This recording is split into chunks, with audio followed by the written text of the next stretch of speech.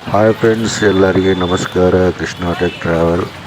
ಇವತ್ತು ನಾನು ಕೊಟ್ಟೂರಲ್ಲಿದ್ದ ಇದ್ದೀನಿ. ಕೊಟ್ಟೂರಿನಿಂದ ನಾವು ಪ್ರತಿಯೊಂದು ದೇವಸ್ಥಾನಗಳನ್ನದು ಪ್ರಮುಖವಾಗಿ ಪುರಾತನ ದೇವಸ್ಥಾನಗಳೇನೋ ಬಸವೇಶ್ವರ ದೇವಸ್ಥಾನ, ಆಮೇಲೆ ಉಜ್ಜಿನಿ ಅನ್ನೋದು ನಮಗೆ ಸಮೀಪ ಆಗ್ತದೆ. ಉಜ್ಜಿನಿ ಒಂದು 22 ಕಿಲೋಮೀಟ್ರ್ ಇರ್ತದೆ. ಉಜ್ಜಿನಿ ಕೂಡ ಅತಿ ಪುರಾತನ ದೇವಸ್ಥಾನ ಅಂತಲೂ ಹೇಳ್ಬೋದು. ಇದರಿಂದ ಉಜ್ಜಿನಿ ಆಗಲಿ, ಮತ್ತು ಕೊಟ್ಟೂರಿನಲ್ಲಿ ನಮಗೆ ಒಂದು ಅನುಕೂಲವಾದ ರೈಲ್ವೆ ಸ್ಟೇಷನ್ ಕೂಡ ಐತೆ.